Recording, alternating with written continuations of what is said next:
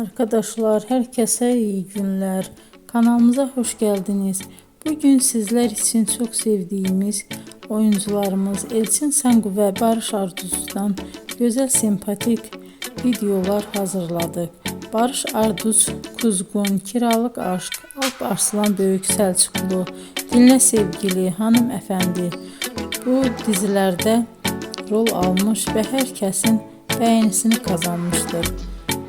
Ben de sizler için onların romantik karelerini hazırladım. Bu videoların devamının gelmesini istiyorsanızsa emeğime saygı olarak kanalıma abone olup yorum yazmayı, sona kadar izlemeyi unutmayın.